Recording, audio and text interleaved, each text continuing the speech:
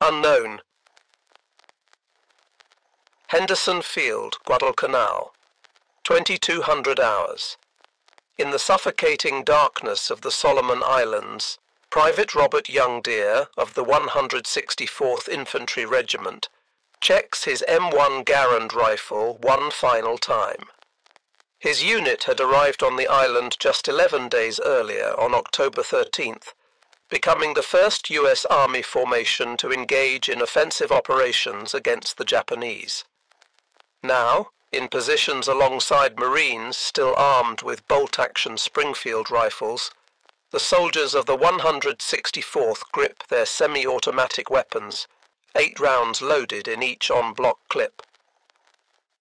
Through the oppressive humidity and the cacophony of nocturnal insects comes a sound that freezes the blood of every American soldier. Thousands of Japanese troops beginning their charge, screaming banzai and totsugeki at the top of their lungs. Among the attacking force, Lieutenant Kenji Yamamoto of the 29th Infantry Regiment leads his platoon forward. His Type 38 Arisaka rifle, with its exceptionally long 31.4-inch barrel, proving unwieldy in the dense undergrowth. The 5-round internal magazine has been loaded with 6.5 by 50 mm Arisaka rounds, each one requiring him to work the bolt action to chamber, up, back, forward, down. Behind him, some newer troops carry the Type 99 rifle chambered in the more powerful 7.7 by 58 mm cartridge, but still bolt action, still limited to 5 rounds before reloading with stripper clips. What happens in the next 12 hours of savage combat will demonstrate why American infantry possessed an overwhelming advantage in firepower that the Japanese never anticipated. The technological gap between the semi-automatic M1 Garand and the bolt-action Arisaka rifles would prove as decisive as any tactical doctrine, revealing how industrial innovation and mass production could determine the outcome of infantry combat in the world's first truly modern war. The battle about to unfold at Henderson Field would showcase a fundamental truth of the Pacific War. While Japanese soldiers displayed extraordinary courage and determination, they were handicapped by rifle technology that belonged to the previous war. The M1 Garand's semi-automatic action, 8-round capacity, and powerful .3006 Springfield cartridge gave American forces a rate of fire and stopping power that Japanese infantry, armed with bolt-action Arisaka rifles, simply could not match.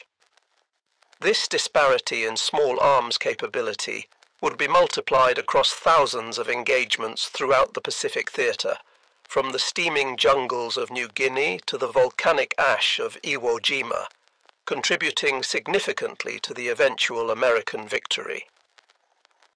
The M1 Garand emerged from the mind of Canadian-American designer John Cantius Garand, who began work at Springfield Armory in 1919.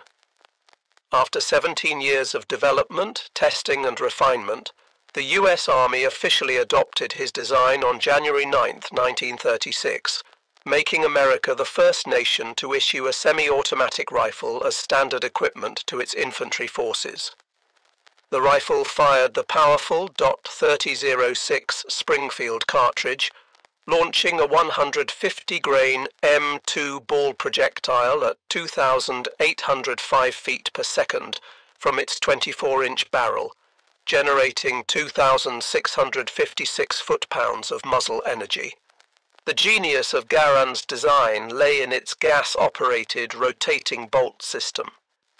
A small portion of propellant gas was tapped from a port near the muzzle, driving an operating rod that cycled the action automatically. Each pull of the trigger fired 1 round, with the gas pressure automatically ejecting the spent case and chambering the next round without any manual intervention from the shooter. A trained soldier could accurately fire between 40 and 50 aimed shots per minute, compared to the 15 to 20 rounds per minute achievable with a bolt-action rifle.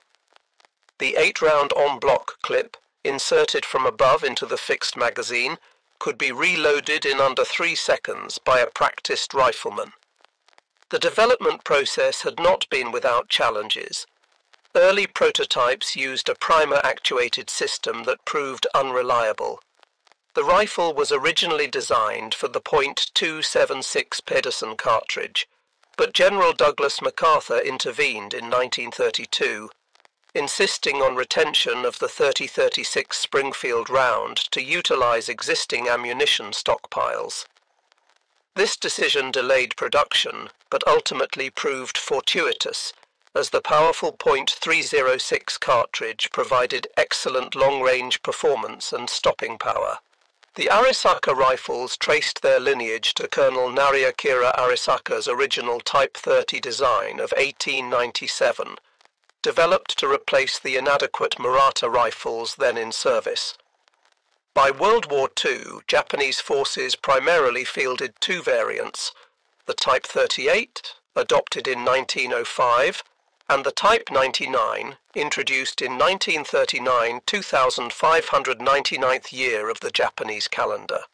The Type 38 fired the 6.5 by 50 mm semi-rimmed cartridge with a 139-grain bullet at 2,500 feet per second, generating approximately 1,650 foot-pounds of muzzle energy. The Type 99 used the more powerful 7.7 by 58 mm cartridge, firing a 182-grain bullet at 2,400 feet per second, with 2,300 foot-pounds of energy. Both Arisaka variants were bolt-action rifles with 5-round internal magazines, loaded via 5-round stripper clips. The Type 38's exceptional 31.4-inch barrel length made it one of the longest infantry rifles ever fielded, contributing to excellent long-range accuracy, but proving extremely cumbersome in jungle combat, where engagement distances rarely exceeded 100 yards. The Type 99, with its shorter 25.9-inch barrel, was more manageable, but arrived too late to fully replace the Type 38 in service. The Arisaka action itself was remarkably strong.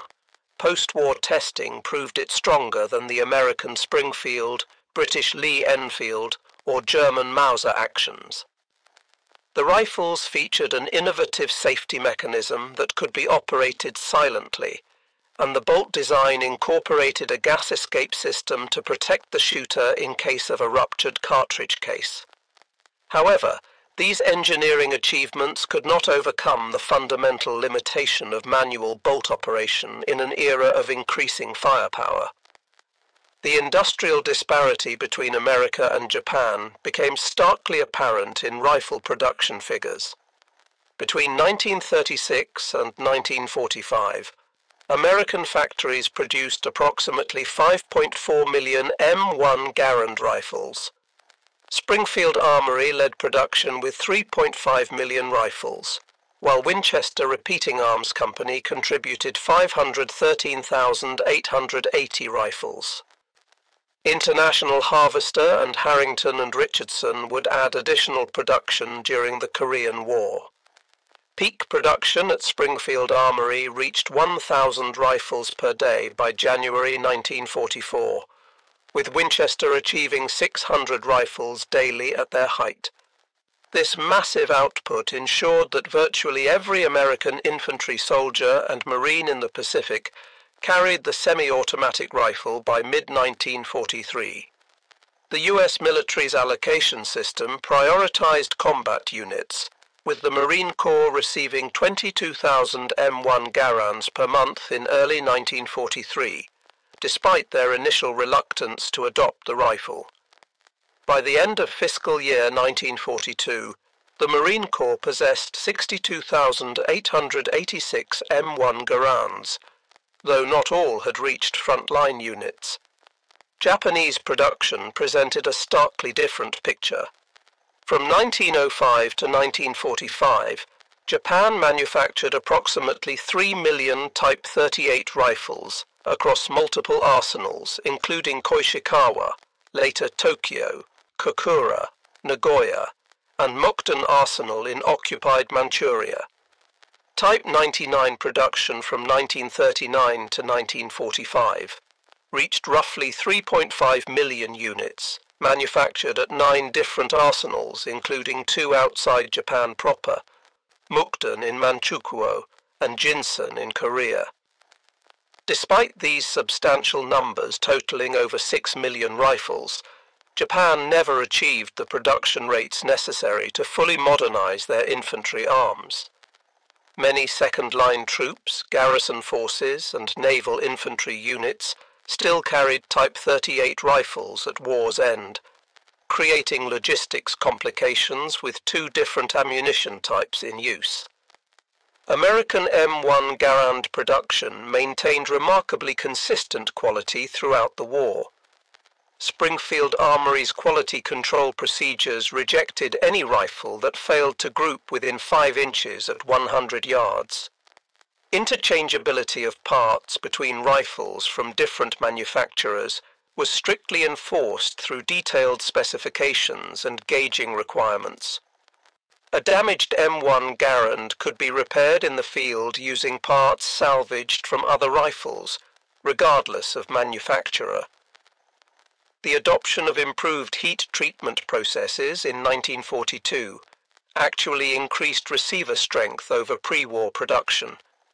The finishes evolved for practicality rather than economy. The switch from blued steel to parkerizing improved corrosion resistance in tropical environments. Walnut stocks gave way to birch and other hardwoods due to walnut shortages, but functionality never suffered. Late war simplifications included stamped trigger guards replacing milled ones, but these changes were thoroughly tested to ensure reliability. Japanese manufacturing quality, conversely, deteriorated markedly as the war progressed. Early Type 99 rifles featured remarkable innovations. Chrome-lined barrels, actually the first military rifle with this feature, anti-aircraft sights with folding arms for leading aerial targets, dust covers to protect the action, and integral wire monopods for stability. The finish was a deep blue, and stocks were made from quality Japanese hardwood with precise inletting. By 1944, these refinements had vanished under production pressure and material shortages. Last-ditch rifles exhibited rough machining marks, simplified fixed rear sights to eliminate the complex ladder sight, wooden butt plates replacing metal, and inferior wood with poor fitting. Some final production rifles lacked even basic finishing, with visible tool marks on all metal surfaces. The chrome lining disappeared as chromium became scarce, monopods were eliminated, and even the imperial chrysanthemum marking became crudely stamped rather than precisely rolled. The M1 Garand's semi-automatic action provided multiple tactical advantages beyond simple rate of fire. After each shot, the soldier maintained his sight picture and cheek weld, while the rifle automatically cycled. This meant faster target reacquisition and more accurate follow-up shots. The operating rod, driven by gas pressure tapped near the muzzle, cycled with sufficient force to function reliably even when fouled with mud, sand, volcanic ash, or carbon build-up from extended firing. The N-block clip system, while sometimes criticized for its distinctive ejection ping that allegedly alerted enemies the rifle was empty, actually provided the fastest reload of any contemporary military rifle. A trained soldier could reload in under 3 seconds, versus 5 to 7 seconds for a skilled user working with stripper clips on a bolt-action rifle. The clip ejection also provided immediate tactile and audible confirmation that the rifle was empty, preventing the confusion that could occur with rifles that didn't indicate an empty magazine. The M1's weight of 9.5 pounds, while heavy by modern standards, helped manage the substantial recoil of the .3006 cartridge, enabling rapid, accurate follow-up shots. The rifle's length of 43.6 inches was well balanced, with weight distributed between the heavy barrel and solid wood stock. The two-stage military trigger, while not match grade, provided consistent performance that soldiers could master with training. The Arisaka rifles, despite their robust construction and theoretical accuracy, suffered from inherent limitations of bolt-action operation that became critical in Pacific combat. After each shot, the soldier had to manually cycle the bolt through 4 distinct movements, rotating the bolt handle upward, pulling it fully rearward to extract and eject the spent case, pushing it forward to strip a fresh round from the magazine and chamber it, then rotating the handle down to lock. This process broke the shooter's firing position, disrupted sight alignment, and required 2 to 3 seconds even for a well-trained soldier. The Type 38's extreme length of 50.3 inches made it particularly unsuitable for jungle warfare. Japanese soldiers found the rifle catching on vines, difficult to swing onto targets in dense vegetation, and nearly impossible to use effectively in bunkers or fortified positions. The long barrel, while providing excellent long-range accuracy with minimal bullet drop, was a liability when combat ranges rarely exceeded 100 yards and often occurred at conversational distances. The 5-round magazine capacity meant Japanese soldiers had to reload 60% more often than Americans to fire the same number of rounds. Loading via stripper clips required opening the bolt, positioning the clip correctly, pressing the rounds down into the magazine while withdrawing the clip, then closing the bolt, a process taking 5 to 7 seconds under ideal conditions and much longer under combat stress or in awkward firing positions. The .3006 Springfield cartridge used by the M1 Garand was already standard throughout the US military for the M1903 Springfield rifle, M1917 Browning machine gun, M1919 Browning machine gun, and Browning automatic rifle. This commonality simplified logistics immensely. A single ammunition type could supply rifles, automatic rifles, and machine guns. The cartridge's rimless design fed reliably from clips, belts, and magazines. American ammunition production was staggering. The Lake City Army ammunition plant alone could produce 200 million rounds annually by 1943. Frankfurt Arsenal, Denver Ordnance Plant, and other facilities added hundreds of millions more rounds. Quality control ensured consistent ballistics. M2 ball ammunition maintained a velocity variation of less than 40 feet per second between lots. Japanese forces faced a more complex ammunition situation. Units equipped with Type 38 rifles required 6.5 by 50 mm semi-rimmed ammunition, while those with Type 99s needed 7.7 by 58 mm rounds. The 6.5 mm round, while generating less recoil and allowing soldiers to carry more ammunition, proved inadequate against covered positions and lacked stopping power. The 7.7 mm round addressed these deficiencies but created a dual supply requirement. This 2-caliber system created persistent logistics problems. Documented instances include the 23rd Infantry Regiment on Guadalcanal receiving 7.7 mm ammunition for their Type 38 rifles, rendering both weapons and ammunition useless. Similar mix-ups occurred during the Philippines campaign and on isolated island garrisons. The semi-rimmed design of the 6.5 mm cartridge occasionally caused feeding problems in tropical conditions where ammunition became corroded.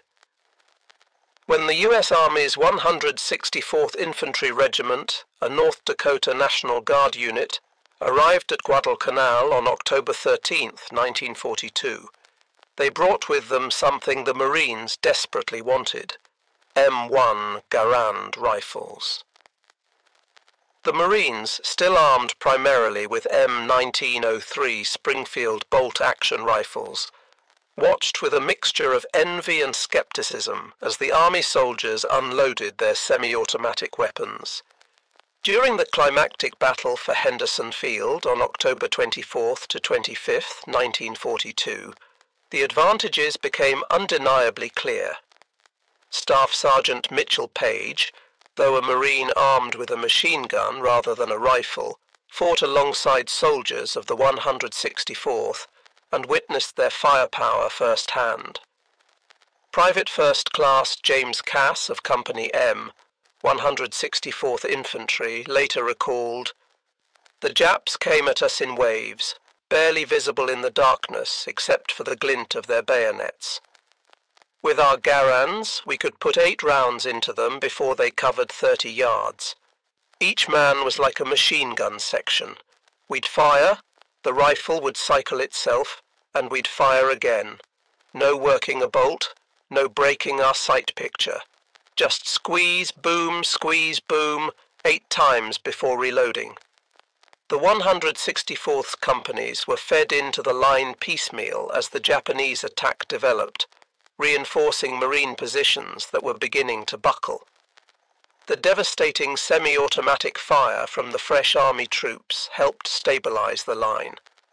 Colonel Bryant Moore, commanding the 164th, reported that his men expended over 250,000 rounds of 30 caliber .06 ammunition in the 2-day battle. Japanese bodies stacked up in front of positions held by the 164th, many killed by the rapid, accurate fire of M1 Garands. Marine Private Robert Leckie, who would later write the memoir Helmet for My Pillow, observed the Army troops in action. "We thought they were green, these dog faces with their newfangled rifles. But when the Japs charged, those Garands spoke with a voice we'd never heard before. It was like a continuous roar, not the sporadic crack-crack of our Springfields." Sergeant Masao Watanabe of the 29th Infantry Regiment, 2nd Division Sendai, survived the October offensive at Guadalcanal. In his post-war memoir discovered in Japanese military archives, he wrote, "We were told the Americans were soft, that our Yamato spirit would overcome their material advantages. Our officers assured us that 1 Japanese soldier was worth 10 Americans. But when we charged their lines that October night, it was like running into a wall of lead. Every American soldier seemed to have an automatic weapon. Our Arisaka rifles, which we operated the same way our fathers had in the Russo-Japanese War, felt like antiques. We would fire once, work the bolt while taking cover, then fire again. In that same time, the Americans had already fired 4 or 5 rounds." Watanabe noted that Japanese tactics, developed against Chinese forces, often armed with older weapons or limited ammunition, proved suicidal against American firepower. The banzai charge that had scattered Chinese conscripts melted away before American rifles that never seemed to stop firing. We could not get close enough to use our bayonets. Our supposed advantage in spirit and close combat meant nothing when we were shot down 50 meters from their lines. Lieutenant Hiroshi Takahashi of the 230th Infantry Regiment provided another perspective in a letter found on his body. "The American automatic rifles are devastating. Each soldier can fire as fast as our light machine guns. When we advance, it sounds like we are attacking a position defended entirely by machine guns. Our men fall before they can work their rifle bolts for a second shot." At Cape Gloucester in December 1943, Marines of the 1st Marine Division, now fully equipped with M1 Garands after their earlier experience on Guadalcanal, landed in torrential rain on New Britain. Private First Class Eugene Sledge, author of With the Old Breed, later wrote about the M1's performance in the horrific conditions. "That Garand was the most reliable piece of equipment we had. in rain that came down like waterfalls, in mud that sucked at you like quicksand, that rifle kept firing. The Japs with their bolt actions couldn't match our rate of fire. When they'd try to set up positions in the jungle, we could put so much lead into the trees that leaves would fall like rain. Marine Sergeant John Basilone, who would earn the Medal of Honor on Guadalcanal primarily for his actions with machine guns, also carried an M1 Garand as his personal weapon. He noted, "The Garand gave every Marine the firepower of 3 men with bolt-action rifles. In the jungle, where you might only get a glimpse of the enemy for a second or two, being able to fire multiple shots without working a bolt meant the difference between killing him or him escaping to kill you later." During the Battle of Saipan in June 1944, the largest banzai charge of the Pacific War saw over 3,000 Japanese soldiers assault American lines in a desperate pre-dawn attack on July 7th. Private First Class Harold Agerholm of the 4th Marine Division, armed with his M1 Garand, helped repel the massive assault.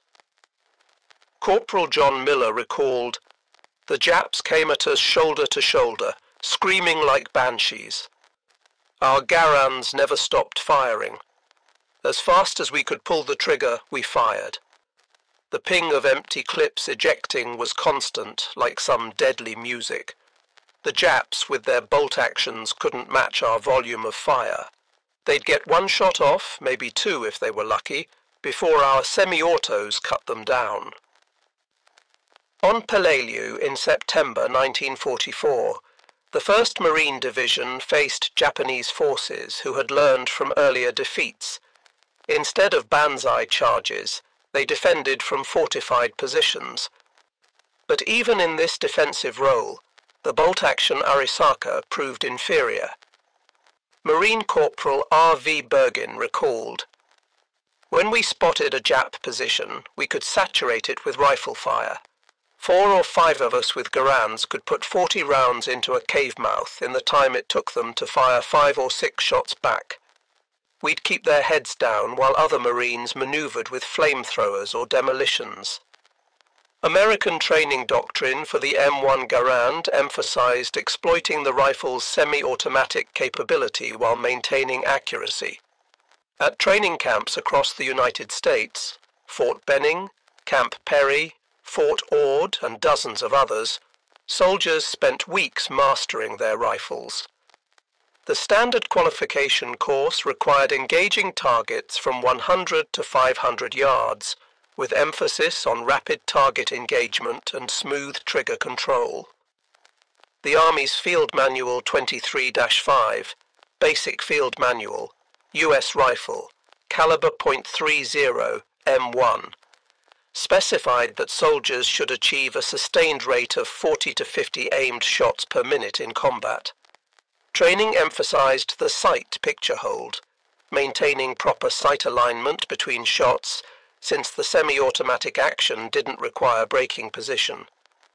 Soldiers learned to fire, observe impact, adjust, and re-engage quickly, taking full advantage of the M1's capability. Ammunition allocation for training was generous by any standard. Basic trainees fired a minimum of 210 rounds during qualification, with additional ammunition for advanced training. Combat units preparing for deployment often fired thousands of rounds per soldier. This extensive live fire training built muscle memory and confidence that proved invaluable in combat. The Marine Corps, initially skeptical of the M1 Garand due to concerns about ammunition waste and degradation of marksmanship standards, eventually developed even more intensive training programs. Marine doctrine emphasized accurate volume of fire, not spray and pray, but rapid aimed shots that exploited the M1's semi-automatic action while maintaining the Corps' traditional marksmanship excellence. Japanese marksmanship training, rooted in samurai traditions of precision and discipline, emphasized the philosophy of 1 shot, 1 kill, Ichigeki Hisatsu. This principle reflected both spiritual beliefs about the warrior's focus and the practical limitation of bolt-action rifles. Japanese soldiers underwent extensive training at long range, with the Type 38's exceptional accuracy at distance considered a primary virtue. The Imperial Japanese Army's training manual stated, "The spirit of the attack must be the primary weapon of the infantry. The rifle and bayonet are merely extensions of the warrior's will." This emphasis on spiritual factors over material ones would prove catastrophic against American firepower. Japanese soldiers trained extensively in bayonet fighting, with daily practice in kata-like movements. The Type 38's exceptional length made it superior to most rifles in bayonet fighting, in theory. However, Pacific combat rarely offered the clear long-range shots for which Japanese soldiers had trained. The jungle terrain of Guadalcanal, New Guinea, and other battlefields limited visibility to mere yards. The banzai charges that had succeeded against poorly equipped Chinese forces or colonial troops met devastating failure against semi-automatic rifle fire. The sound of massed M1 Garand fire became a psychological weapon in itself. The rapid rhythmic crack of semi-automatic fire, punctuated by the distinctive metallic ping of ejecting clips, had a demoralizing effect on Japanese forces. A captured Japanese training document from 1943 instructed soldiers, "The American automatic rifles create a sound like many machine guns firing. Do not be discouraged by this volume of fire. Remember your spiritual superiority and press forward with determination." However, spiritual superiority proved inadequate against material reality. Japanese soldier Yukio Nakamura, captured on Saipan, told interrogators, "We were told Americans were cowards who relied on machines instead of warrior spirit. But their rifles that fired without stopping. It was like fighting against a machine, not men. Our officers told us to charge with our bayonets, but we were cut down before we could get close enough to use them." Conversely, American troops gained immense confidence from their firepower advantage. Marine Corporal James Russell recalled, "Knowing you could put 8 rounds down range as fast as you could pull the trigger, it made you feel invincible. When the Japs charged, you didn't panic. You just started shooting, and kept shooting until they stopped coming, or you heard that ping telling you to reload." At the squad level, the M1 Garand's advantage became even more pronounced. An American rifle squad of 12 men, armed with 10 M1 Garands and 2 Browning automatic rifles, could deliver 400 to 500 aimed rounds per minute in sustained fire. A comparable Japanese squad with Arisaka rifles might manage 150 to 180 rounds per minute, assuming well-trained soldiers managing maximum bolt-action speed. This disparity fundamentally altered small unit tactics. American squads could effectively conduct fire and maneuver, with one fire team laying down suppressive fire while another advanced. The volume of accurate semi-automatic fire could keep enemy heads down, allowing American forces to close with and destroy Japanese positions. Japanese squads, limited by their bolt-action rifles, struggled to generate sufficient suppressive fire while maintaining mobility. At company level, typically 200 men, the difference became overwhelming. An American rifle company could deliver devastating defensive fire against Japanese attacks. During the October 24th to 25th Battle for Henderson Field, companies of the 164th Infantry Regiment demonstrated this capability. Company G, 164th Infantry, reported expending 30,000 rounds of 1030-06 ammunition in one night of fighting, an average of 150 rounds per man, while suffering only light casualties. The mathematics were inexorable.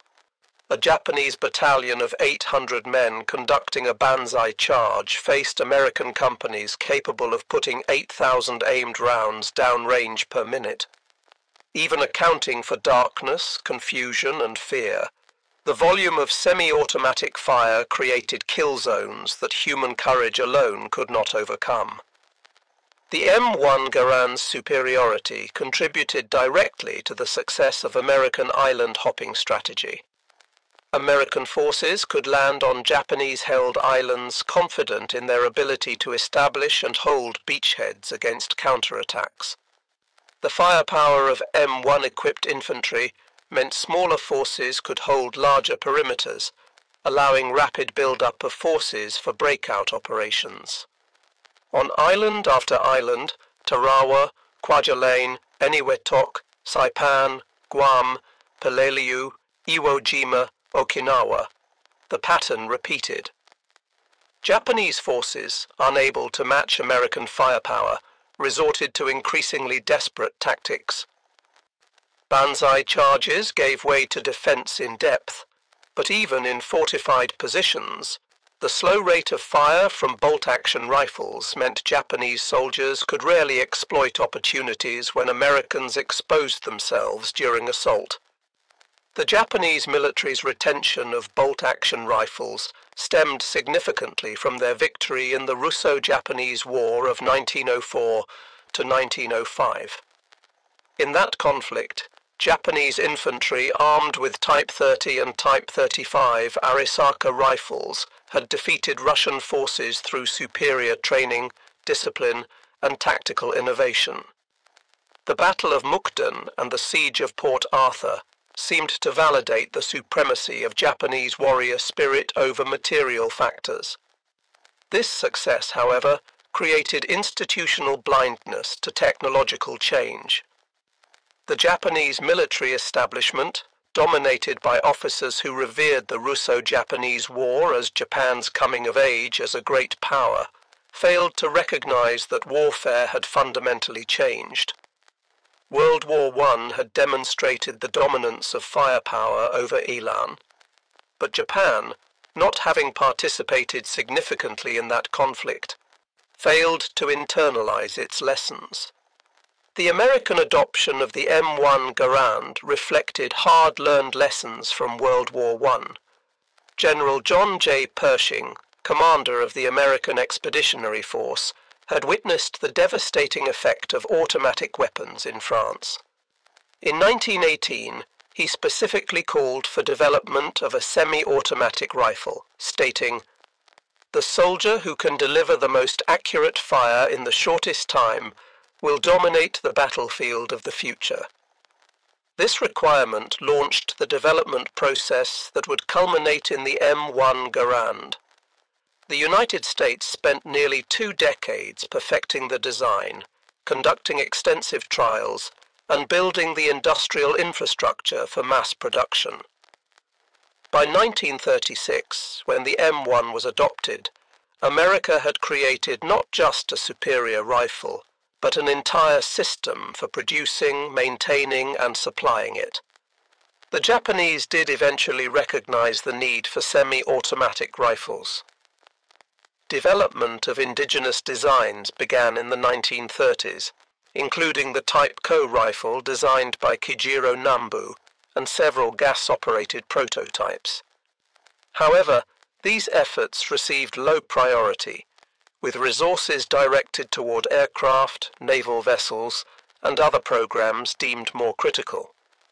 Most tellingly, when the Japanese finally attempted to copy the M1 Garand as the Type 4 rifle, often mistakenly called Type 5, they managed to produce only 250-part sets with approximately 100 to 125 rifles actually assembled before war's end. The Type 4 chambered for 7.7mm Japanese ammunition and fed from a 10-round internal magazine loaded with 2 5-round stripper clips, proved that Japan understood the M1's advantages, but lacked the industrial capacity for mass production. the mathematics of firepower revealed an overwhelming American advantage. The M1 Garand firing M2 ball ammunition delivered 2,656 foot-pounds of energy at the muzzle. With a trained soldier firing 40 rounds per minute, this translated to 106,240 foot-pounds of energy delivered per minute. A bolt-action Type 99 Arisaka, firing the 7.7 mm round with 2,300 foot-pounds per shot at a practical rate of 15 rounds per minute, delivered only 34,500 foot-pounds per minute, less than one-third the M1's energy output. The 30.06 Springfield's trajectory, while having more drop than the 6.5 mm Arisaka at extreme range, proved superior at typical Pacific combat distances. At 300 yards, an unusually long engagement distance in jungle warfare, the .306 dropped 13.5 inches from line of sight, while retaining 1,900 foot-pounds of energy, sufficient to penetrate multiple layers of jungle vegetation and still incapacitate enemy soldiers. The 6.5 mm Arisaka, while dropping only 11 inches at the same range, retained only 1,100 foot-pounds of energy, often insufficient to penetrate cover. U.S. Army ordnance tests conducted at Aberdeen Proving Ground in 1940 quantified the M1's advantage. In controlled trials, soldiers with M1 Garands consistently achieved 24 aimed shots per minute at 200 yards with 90% hits on man-sized targets.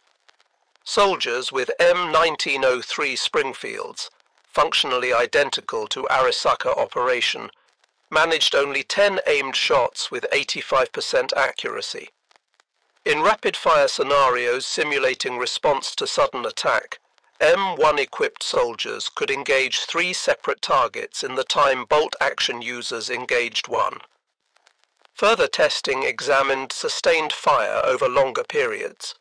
After 5 minutes of continuous firing, M1-equipped soldiers maintained 80% of their initial rate of fire, while bolt-action users dropped to 60% due to fatigue from working the bolt.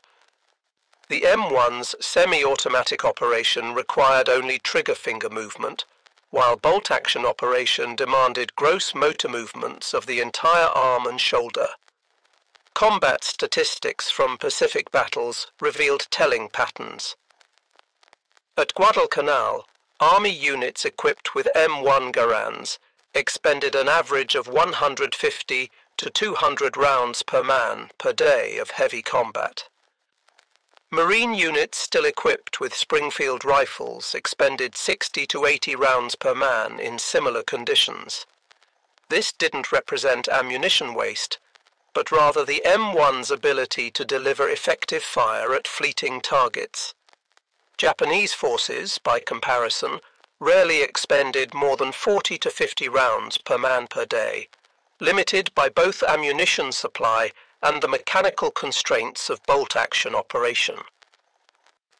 Captured Japanese after-action reports frequently cited ammunition shortages, but even when ammunition was available, the slow rate of bolt-action fire limited consumption. Japanese military documents captured throughout the war revealed increasing awareness of American firepower superiority. A report from Lieutenant General Harukichi Hyakutake, commanding the 17th Army on Guadalcanal, stated in November 1942, "Enemy rifle fire has density and accuracy beyond our expectations. Each enemy soldier appears to be armed with an automatic weapon. Our forces cannot achieve fire superiority even with numerical advantage. Recommend emphasis on night operations and infiltration tactics to negate enemy firepower advantage."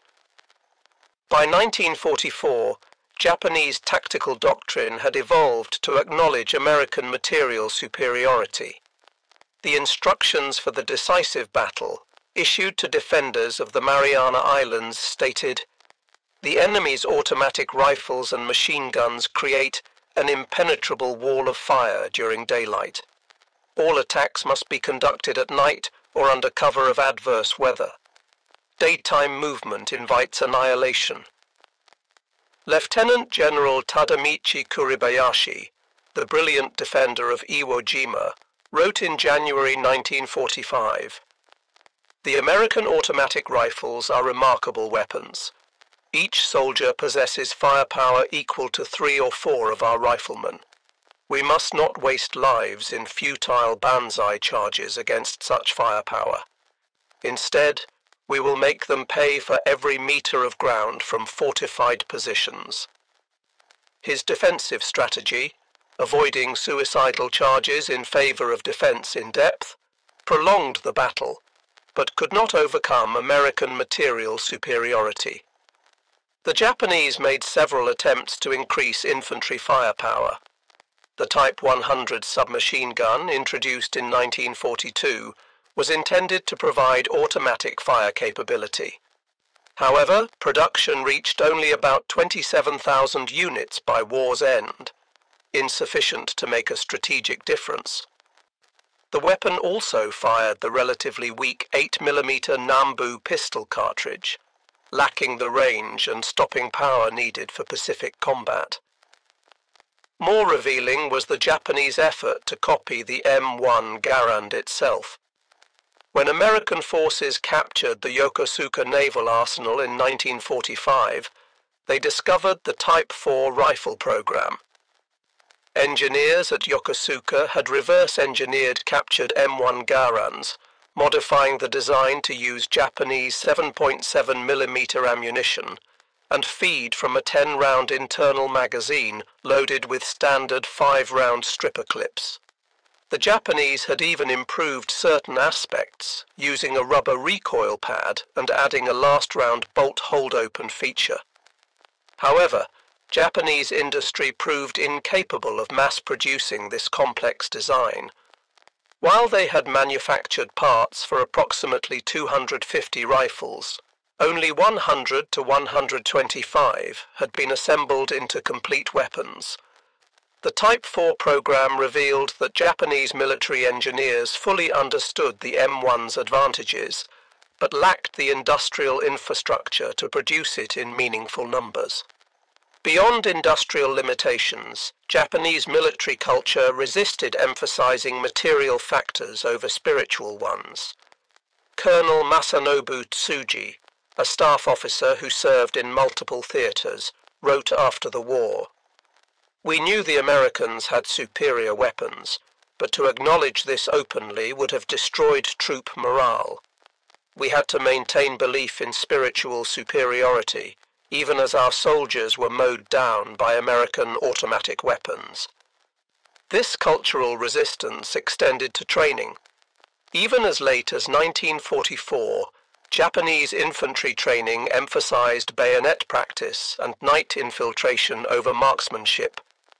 The official infantry manual devoted 3 pages to rifle marksmanship, but 12 pages to spiritual preparation and bayonet fighting. This imbalance reflected deep-seated beliefs about the nature of warfare that technical realities could not easily overturn. The Battle of Okinawa, April through June 1945, provided the ultimate test of American firepower versus Japanese determination. Here, on Japan's doorstep, 180,000 American troops faced 120,000 Japanese defenders in what would become the bloodiest Pacific battle. The Japanese, under Lieutenant General Mitsuru Ushijima, had learned from previous defeats. Instead of wasteful banzai charges, they prepared elaborate defensive positions in Okinawa's rocky terrain. Yet even in defense, the limitations of bolt-action rifles proved critical.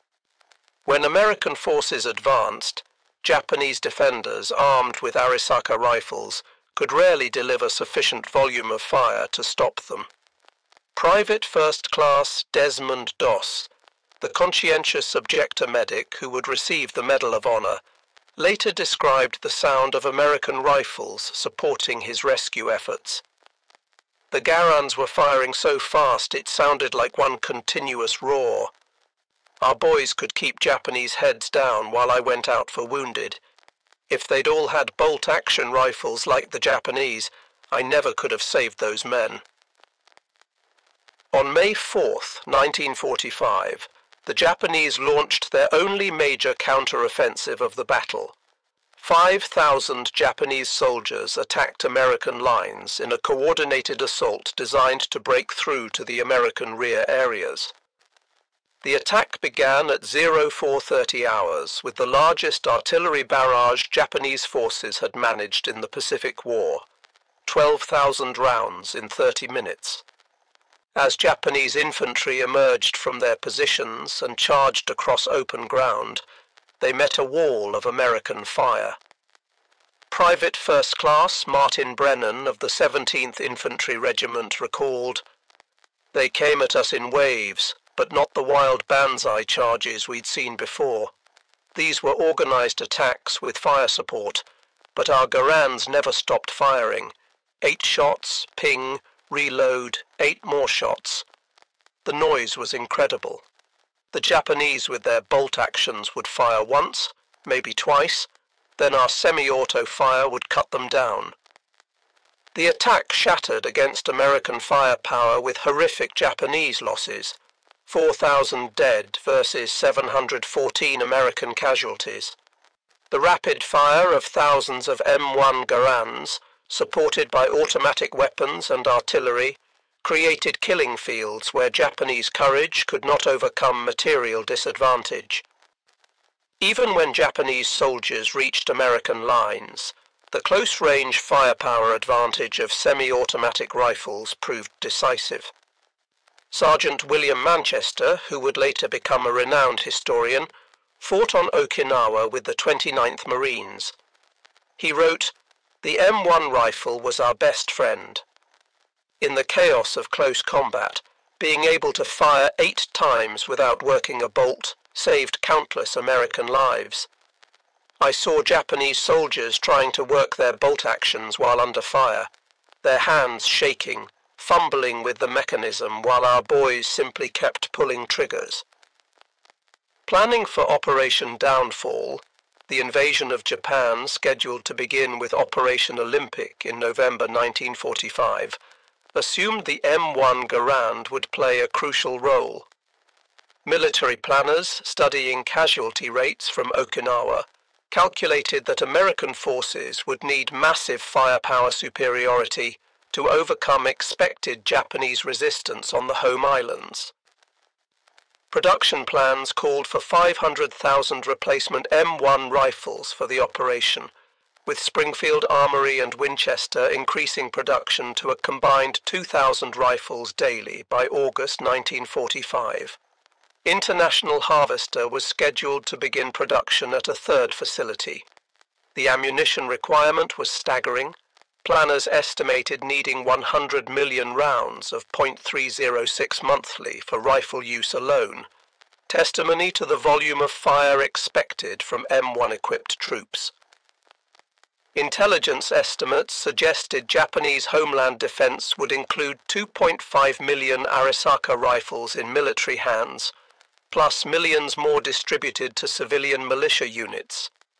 However, many of these were training rifles, obsolete models, or last-ditch single-shot weapons. The Type 99 substitute standard rifles being produced in 1945 were so crude that American intelligence questioned their safety for the user. American planners calculated that each invasion beach would require suppression of Japanese positions by naval gunfire and aerial bombardment, followed by assault troops whose M1 Garands would provide the volume of fire needed to overcome defenders. Studies of Pacific battles showed that American forces with semi-automatic rifles suffered 40% fewer casualties than projected for troops armed with bolt-action rifles in similar situations.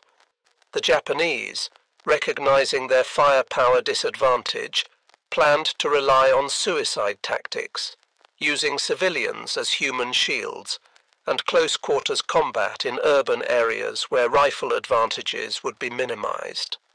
Secret Japanese plans discovered after the war revealed desperate measures: bamboo spears for civilians, suicide swimmers with explosive charges, and even programs to spread biological weapons.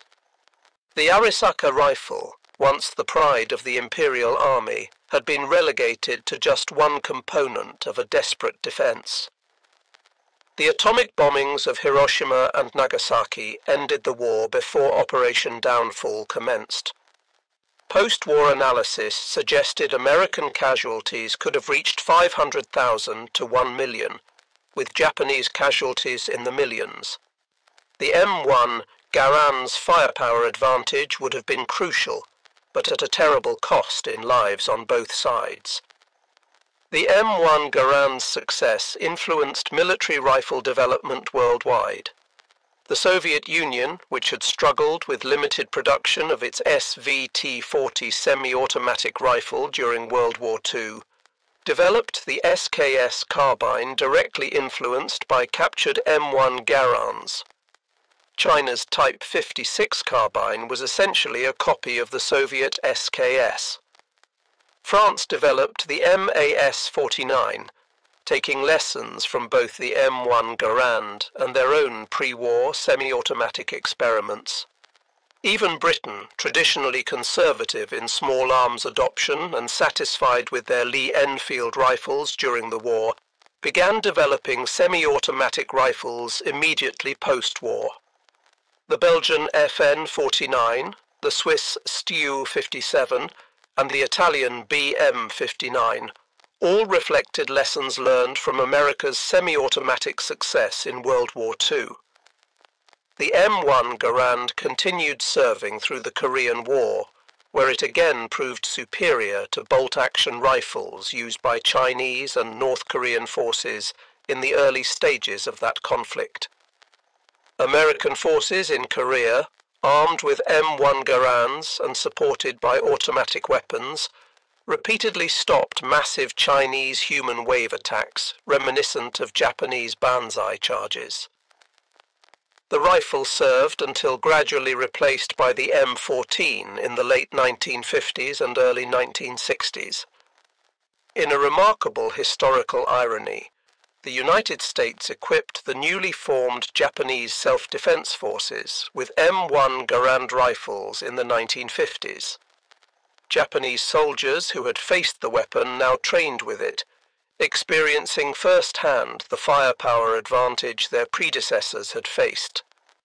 The JSDF received approximately 150,000 M1 Garands through American military assistance programs. Japanese veterans interviewed in the 1960s consistently cited American firepower, particularly the M1 Garand, as a decisive factor in their defeat. Saburo Sakai, Japan's leading surviving fighter ace, stated, "We could match American courage, we could match American tactics, but we could never match American firepower. Every GI with his automatic rifle was worth 3 of our soldiers." Today, both the M1 Garand and Arisaka rifles are highly sought after by collectors, though for different reasons. The civilian marksmanship program has sold over 500,000 surplus M1 Garands to American citizens since its inception, making it one of the most common military collectibles. The rifle's distinctive ping has become iconic in popular culture, featured in countless war films, television shows, and video games. The M1's reputation as the greatest battle implement ever devised, General Patton's famous assessment, remains unchallenged among World War II infantry weapons. Modern shooting competitions still feature M1 Garand matches, with the rifle proving remarkably accurate even by contemporary standards. Japanese Arisaka rifles, particularly those with intact imperial chrysanthemum markings, are prized collectibles. The chrysanthemum, symbol of the emperor, was typically ground-off rifles before surrender, making intact examples rare and valuable. Modern testing has proven the Arisaka action to be exceptionally strong, stronger even than the Mauser or Springfield actions, but this strength could not overcome the fundamental disadvantage of bolt-action operation. Interestingly, both rifles have seen combat in the 21st century. M1 Garands have appeared in conflicts in the Middle East, supplied decades ago through military aid programs. Arisaka rifles have been documented in use by insurgent forces in Afghanistan and Myanmar, testament to the durability of the design even if tactically obsolete. On that October night at Henderson Field in 1942, as Private Robert Young Deere of the 164th Infantry Regiment and thousands of other American soldiers demonstrated the devastating effectiveness of semi-automatic rifle fire, they were proving a fundamental truth of modern warfare. Technological superiority, backed by industrial production, could determine the outcome of battle regardless of human courage or determination. The M1 Garand delivered 40 to 50 aimed shots per minute versus the Arisaka's 15 to 20, 8 rounds before reloading versus 5. Semi-automatic operation versus manual bolt manipulation. Weight of fire that could stop a banzai charge in its tracks versus single shots that required breaking sight picture to chamber the next round. These mathematical realities, multiplied across millions of individual firefights from Guadalcanal to Okinawa, helped determine the Pacific War's outcome. Lieutenant Kenji Yamamoto, who led that charge on October 24, 1942, with his Type 38 Arisaka, did not survive to see the dawn. His rifle, with its exceptional accuracy and admirable construction, its smooth bolt action and strong receiver, could not overcome the wall of semi-automatic fire that met his attack. Found after the battle, his weapon had 3 rounds remaining in the magazine. He had managed to fire only twice while advancing 100 yards under the concentrated fire of M1 Garands. Around him lay dozens of his soldiers, most with full or nearly full magazines in their Arisakas, having been cut down before they could effectively return fire. The story of the M1 Garand versus the Arisaka rifles ultimately tells a larger truth about World War II in the Pacific, that courage and determination, while admirable and necessary, could not overcome the arithmetic of firepower. The United States had produced 5.4 million M1 Garands by war's end, ensuring that virtually every American rifleman possessed semi-automatic firepower. Japan, despite producing over 6.5 million rifles total, never escaped the technological constraints of bolt-action operation, never could match the volume of aimed fire that semi-automatic rifles produced. General George S. Patton's assessment of the M1 Garand as the greatest battle implement ever devised was not hyperbole, but mathematical fact. From the steaming jungles of Guadalcanal, where the rifle first proved its worth in American Army hands, to the volcanic ash of Iwo Jima, where Marines used it to break Japanese strongpoints, from the monsoon-soaked horror of Cape Gloucester to the desperate urban combat anticipated for Japan itself, the M1 Garand proved itself as more than just a rifle. It was a war-winning weapon that gave American forces a decisive edge in the most brutal theatre of the world's most terrible war. The distinctive ping of an ejecting en bloc clip became the sound of American victory in the Pacific, a sound that meant 8 enemy soldiers would never reach American lines, a sound that meant another Japanese position had been suppressed, another island secured, another step taken toward Tokyo Bay. Against it, the bolt-action Arisaka, for all its virtues of strength and accuracy, was simply fighting the last war with the last war's technology. In the final analysis, the Pacific War was won not by any single weapon or battle, but by the cumulative effect of American industrial might and technological superiority. The M1 Garand stood as perhaps the most visible symbol of this advantage at the individual soldier level. Every GI or Marine with an M1 possessed the firepower of 3 enemy soldiers, an advantage that no amount of spiritual training or warrior tradition could overcome. The Japanese soldier, brave as he was, dedicated as he was, skilled as he was, could work his rifle bolt only so fast. And in modern war, rate of fire multiplied by accuracy equaled survival. The Arisaka rifles now rest in museums and private collections, respected for their quality and historical significance. The M1 Garand likewise has passed into history, though many still function perfectly on rifle ranges across America. But in their time, in the desperate struggle across the Pacific, one was clearly superior to the other. The semi-automatic rifle had made every American soldier a base of fire unto himself, and that advantage, multiplied across the vast expanses of the Pacific theatre, helped ensure Allied victory. The last word belonged not to courage or spirit, but to the mechanical precision of gas-operated semi-automatic fire. 8 rounds, 1 pull of the trigger each, before that distinctive ping announced it was time to reload and continue the fight.